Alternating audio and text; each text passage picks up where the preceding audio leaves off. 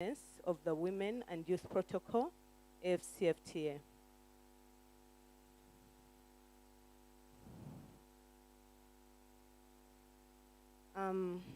Why the Women and Youth Protocol, AfCFTA, and why the discussion today? Women entrepreneurs and youth dominate 70% of the microsector, but also women in cross-border trading also dominate the informal sector with a statistic rate of 70 to 80%. Now that Uganda ratified for the AfCFTA in January 2021, it is already open to this trading, for this intra-regional trading, and that's why we need to be part of a discussion to be able to work together, have one voice in designing a gender-responsive and exhaustively gender-responsive women and youth protocol that provides a special differential treatment for women and youth to be able to carry out meaningful trade in this intra-regional trade market. So I would like us to look at those two angles, to look at the Women and Youth Protocol, making it gender responsive exhaustively, but also preparing the women and youth entrepreneurs for this intra-regional trade. Despite the fact that Uganda has been highly impacted on by by COVID-19, and the businesses have been hit hard, of which women who dominate the microsector and youth have been affected the most. How can we still boost their businesses so that they can participate competitively in this intra-regional trade? And also notably, economic empowerment for women and the youth addresses a lot of challenges that women and youth are faced with. When we empower women economically, it is a redress mechanism of so many violations in the patriarchal systems, so many violations that infringe on the rights of women, as well as so many systematic barriers in place that impede women from competing successfully in the market. So how do we put an enabling environment in place? And that is through a gender-responsive policy, so that as our women cross the borders, or as we open up for other traders to come in, we can still remain as competitive despite the fact that they're in the microsector. So as we push them to move from the informal to the formal sector, how can they still benefit from this intra-regional trade? So that shall be our area of focus. How can we, what special differential treatment can we include in the Women and Youth Protocol that can provide incentives for these women to benefit from this trade and also to carry out meaningful trade? So thank you very much. Our moderator shall be Africa Chiza. And I think I will open up the discussion. Thank you very much.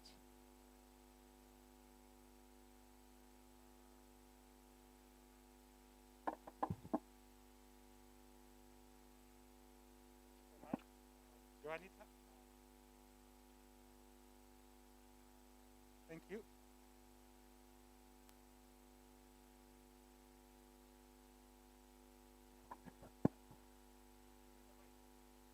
Okay, maybe I can have let me have the sanitizer so that the others that are using this will be able to. So I wish to thank you everyone for coming, and my role today is to moderate this this session on the CFTA, especially to look at aspects of how women and youth issues are being addressed. Our program has a bit changed, has changed a bit, and because of the pressing issues, other pressing issues and other commitments, we are going to do a small change. Instead of the, well, we have here and we have registered, we have got welcome remarks. Unfortunately, we shall not do introductions. We shall, during the course of the meeting, we shall be able to, as we are making comments and maybe asking questions, we can be able to introduce ourselves. But of course, I also wish to acknowledge the presence and with thanks the commitment of our colleagues who are online. In the course of the meeting, please feel free to ask your question or make comments in order that we can be able to raise it on the floor. So instead of the keynote speech, we are to start with the Commissioner for Economic Affairs, Mieka, Bwana Leo Chizito Jara, to take us through a simple understanding of the issues and the process of the women and youth protocol or discussions in the AfCFTA. Mheshimiwa, karibu sana.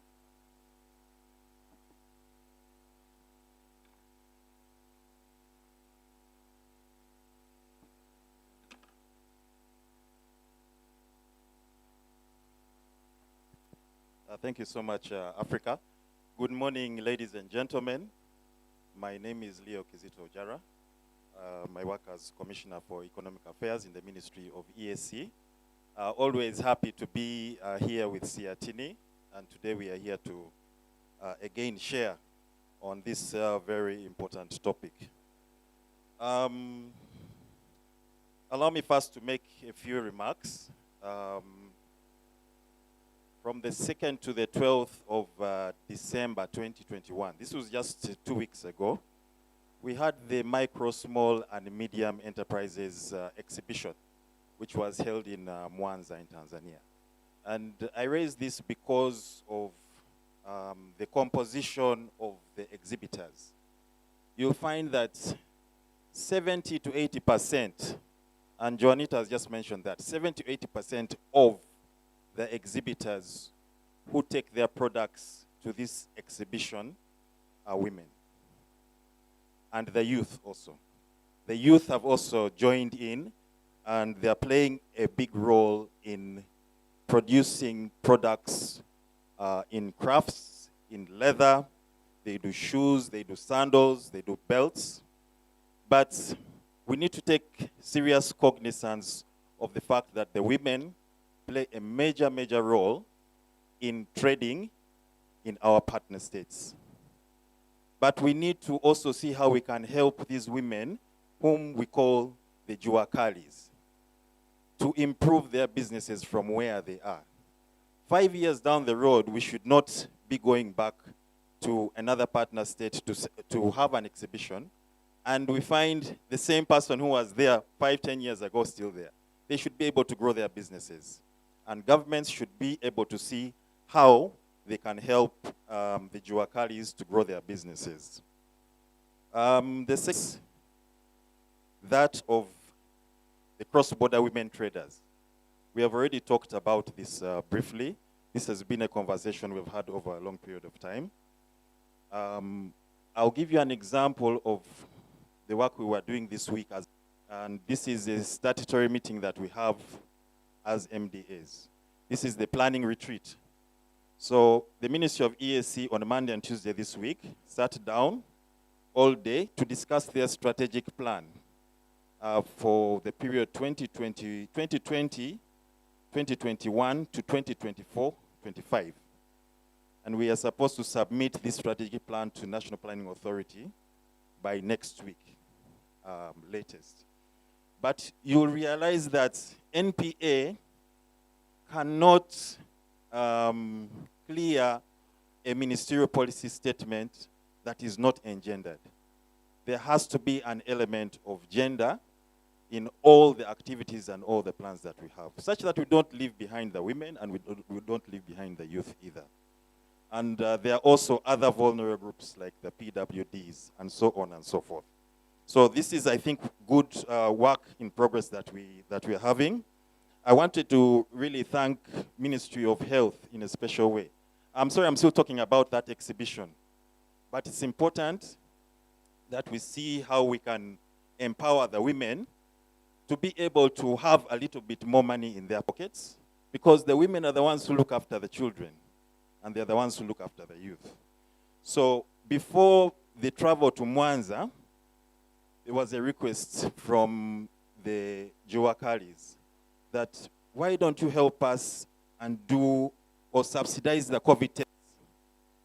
Because these COVID tests are very costly.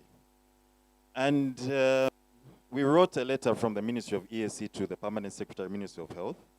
And I'm happy to note that they responded positively, and they provided free COVID tests for all exhibitors who are going to Mwanza. That was on the 29th. They tested on the 29th of November. On the 30th, they got their results on the 30th in the evening, and on the 1st, they were able to travel without any issue. So thank you, Ministry of Health, and thank you, Uganda Virus Research Institute.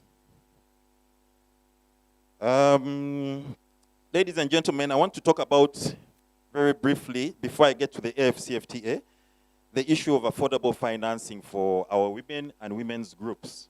This is very, very critical that government needs to have deliberate plans in place to be able to support the women, to offer them affordable financing. Yes, we do know that there are certain financial institutions that do provide financing for women and women organizations, but this is not enough. We need to do a little bit more to see that we empower our women to be able to improve on their businesses. One other issue that I want to talk about as a member of the EAC fraternity, where we are losing out, is the issue of language barrier. We have moved in the EAC. Unfortunately, Uganda is lagging behind because of Kiswahili. So we also have a few programs going forwards where we are going to try and ensure that we get teachers to teach Kiswahili, because recently when we were in Mwanza, we saw scenarios where there's a complete communication gap between some people from, for example, Zanzibar and some from Uganda, and they actually want to buy. They really want to buy, but you have to get an interpreter who is going to come and tell you that ini 100, ini 200, 300, and so on and so forth. So there's that issue, which I think as government needs to take this up very seriously to ensure that our people embrace the language and are able to speak Kiswahili in order to improve their livelihoods. Then finally, on this one, before I jump to the next one, I have a presentation here which I'll run through very quickly. For the youth, if you go to a school deep in Busoga, I was very surprised sometime in 2019 before this COVID happened. Deep in Busoga and deep even in, I think it was Kidgum or something, you find that children, primary school children, are singing the EAC anthem, word for word, you see? And yet, if asked us to sing the EAC anthem here, we might be challenged a little bit. But again, this sends a message to us that the youth are a very important resource to us. We need to teach them all these basic aspects of our livelihood such that they're able to transition this into something that can improve their lives in future. Ladies and gentlemen, allow me just talk about the AfCFTA very briefly. We know that trading started on the 1st of January 2021, and this was after protracted delays because of certain logistical issues at the Secretariat, those who had not ratified. Then there was the COVID that also happened. But you'll realize that almost 12 months down the road, trading actually hasn't started. The window is open, but we have certain impediments which we have not yet finalized. Our tariff offers. We have the rules of origin. The purpose, the actual purpose of the AfCFTA is to liberalize 97% of intra-Africa trade, okay? To liberalize. But this it's difficult. It is a process that is ongoing, but it's a bit of a challenge because many of the African states depend on income tax. So if you say these products should enter, for example, Uganda free, or they should enter South Africa free, and so on and so forth, countries are going to be bleeding because they are not able to generate the revenues that they have had. So what the AfCFTA Secretariat has done is to try and come up with an adjustment fund to see how they can cushion, support the partner states in their efforts to try and implement the CFTA agreement. This is really work which is ongoing. And the 3% left is the sensitive, I think. That's the sensitive. So the sensitive, and you find that it's, the list is quite long. So I don't know if they'll be able to fit into that 3%. Ministry of Trade, you'll guide us on this. But you know we have a lot of sensitive products right now that are trying to fit into the 3% which is left. And it's still, it's still a bit difficult. But these are realities that we need to think about and to consider.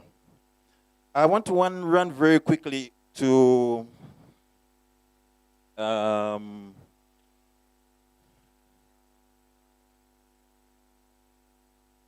we can make our voice heard.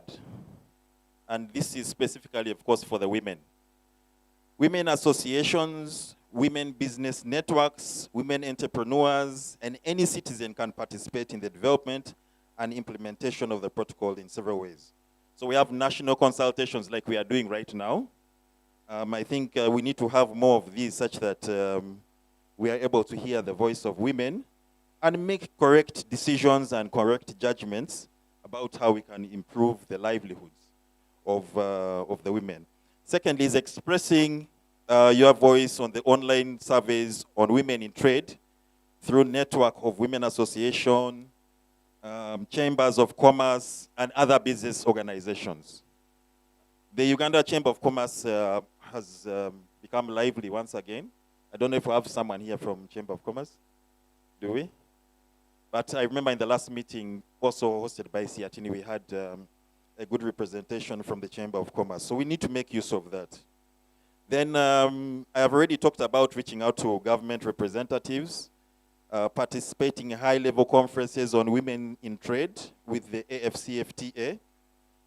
I'm aware that before the COVID period, there's an annual meeting which takes place in Washington that usually discusses issues to do with gender, women empowerment, women development, and so on and so forth.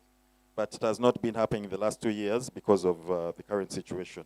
This is an avenue that needs to be explored and we need to take advantage of. So the AfCFTA, what it means for women-led businesses and the youth. The CFTA aims at expanding intra-Africa trade through better harmonization and coordination of trade liberalization and facilitation regimes and instruments across both the regional, economic communities, and Africa in general. The CFTA will progressively eliminate tariffs on intra-African trade, making it easier for African businesses to trade within the continent and to cater and benefit from growing African markets. Then, before I proceed, there is also the issue of DRC and the involvement of DRC into the EAC. If you look at it from a trade perspective, it's a very good thing. because the population of DRC is about 89.5 million people. So you can imagine the number of people that we are going to be adding onto the EAC grid.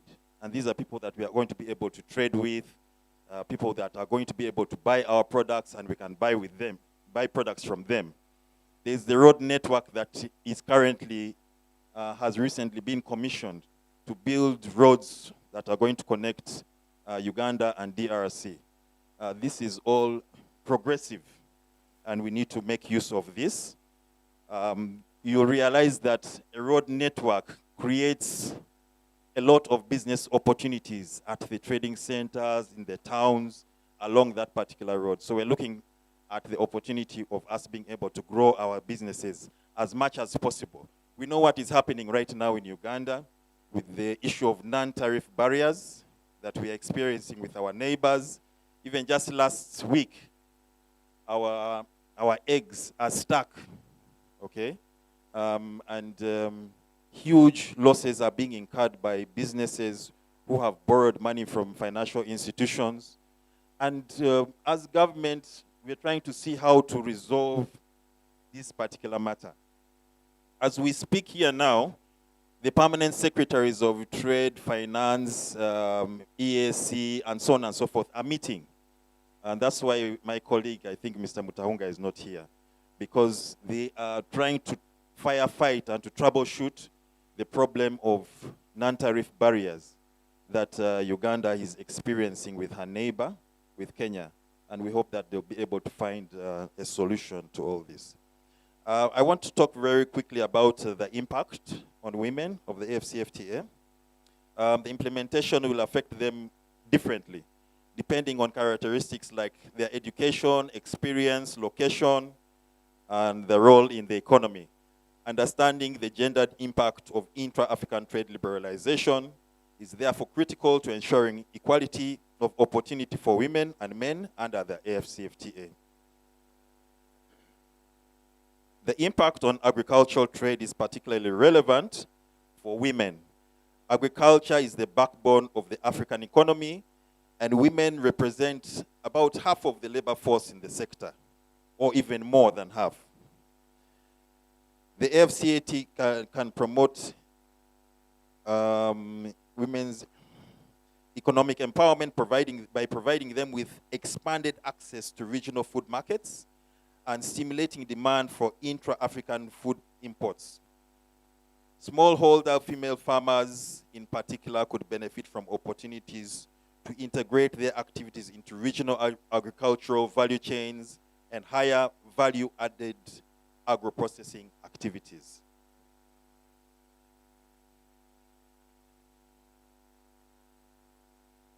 I had already talked about gender mainstreaming, and this is very, very critical for us. As I already mentioned, plans, gender in all plans of government, and I think this is an important aspect of the discussion that we are having about empowering women. Given the importance of gender-sensitive implementation, gender mainstreaming represents a key strategy for promoting gender equality through the AfCFTA. In 2019, the United Nations Economic Commission for Africa supported 15 African countries to develop national AfCFTA implementation strategies. Gender mainstreaming was central in the design of these strategies. This process entailed understanding how women contribute and participate in trade, particularly in the priority economic sectors of agriculture, manufacturing, and services. Service sector is now growing. It's quite big, and we are focusing, actually the AfCFTA has a particular whole segment on services. And we as Uganda is blessed with nature, with beautiful land, with lots of organic food that we can actually benefit from as we negotiate our trade and services at the AfCFTA. Gender mainstreaming can help policymakers gain a better understanding of the economic activities and subsectors in which women are concentrated. The main components of the approach are considering the factors that may block women's access to economic opportunities in priority sectors, and analyzing gender differences in access to productive inputs, and that is particularly finance. Gender mainstreaming can also be used to identify non-traditional sectors and products with high export potential, as well as regional value chains that could have positive social economic impact, specifically in creating decent jobs for women. Informed by relevant information and statistics on gender and trade, findings from the gender mainstreaming in the national AfCFTA strategies are guiding the wider development of gender-responsive policies and context-specific interventions to advance the full, equal, and meaningful participation of women in the AfCFTA. And when we mention women, the youth are tagging along very closely, because our children are usually very strongly attached to the women. If you go to the markets, you'll find a mother has come with her baby who is maybe breastfeeding, or you find another younger one who is 2 years or 3 years running around the stall, and so on and so forth. So this is a process. The two go hand in hand. When you leave, you can't have the woman and you leave the child. So the youth play a very important role, because they learn so much from what they see happening around them. And that's why if you see an aggressive child, you better know that there is a problem at home, because that child is learning something from home. Promoting, African governments have a key role to play, and the first one is to prioritize the appointment of national focal points to advance the implementation of the CFTA. We have this in place, and we do have our national focal points. That is, the Ministry of Trade is our national focal point for the AfCFTA, and other partners are like the Ministry of ESC, where I come from, and other agencies like the Manufacturers Association, Private Sector Foundation Uganda, and so on and so forth. Establishing a continental simplified trade regime that brings informal trade across borders into the formal trading system and supports their participation. So the simplified trade regime, the one that we have for the ESC, supports traders across borders. For the ESC, you are allowed to cross a border with goods of not more than $2,000 for free. But if it exceeds that, then you are going to attract charges. But people also try to beat the system. So you go and you collect your goods this side, 2,000, then you cross. Then you come back. Of course, they are trying to make ends meet. But what we're saying is create a simplified trade regime also in the AfCFTA, such that those people who are just across the borders are able to cross at a certain threshold, which will be determined. Then integrate a gender dimension in the AfCFTA negotiations on trade and services. I've already mentioned this. Implement the trade facilitation agenda to improve safety and reduce the time and costs involved in trading, particularly for small-scale farmers, small-scale female traders. This agenda should also incorporate gender-sensitive training for customs officials on their obligations in line with the AfCFTA agreement. Okay, maybe just to finalize, is the investors and other private sector actors also have a role to play. Advocating for and investing in women's empowerment, women's employment, entrepreneurship, and economic empowerment, including through public-private partnership schemes. Supporting mentorship, networks, information sharing, and on-the-job training, retraining, training of trainers, technical education, and skills development for women in sector-specific activities. Increasing the access of women-owned businesses to corporate supply chains. Improving women's access to finance through a range of innovative financing instruments, ranging from microloans to venture capital. I already talked about this at the beginning. And then finally, civil society. This is where you have a very big role to play.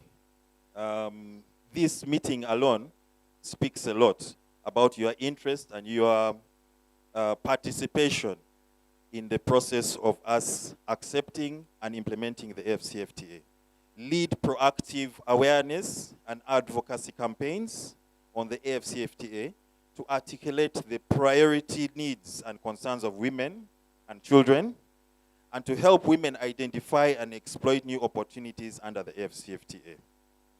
Then monitor and assess the progress of the AfCFTA implementation to ensure that implementation reflects the needs and priorities of all vulnerable groups in general, and women in particular. Finally, the next step to develop, the next step for development partners will be to use outcomes from the gender mainstreaming in the national AfCFTA strategies to design targeted programs that support women's economic empowerment and ensure women's participation in and benefit from the AfCFTA. These programs should incorporate and expand on relevant research, trade, and market intelligence, sectoral and regional value chain analysis, capacity building, and ladies and gentlemen, the topic of the AfCFTA is so wide that we can spend weeks discussing. But it's a conversation that we have started, and we need to continue to ensure implementation and then get to the process where we start looking back and seeing, have we been able to achieve what was set out to do as the objectives of the AfCFTA. I thank you very much, and I want to wish you all a very Merry Christmas and a Happy New Year. Asanteni sana.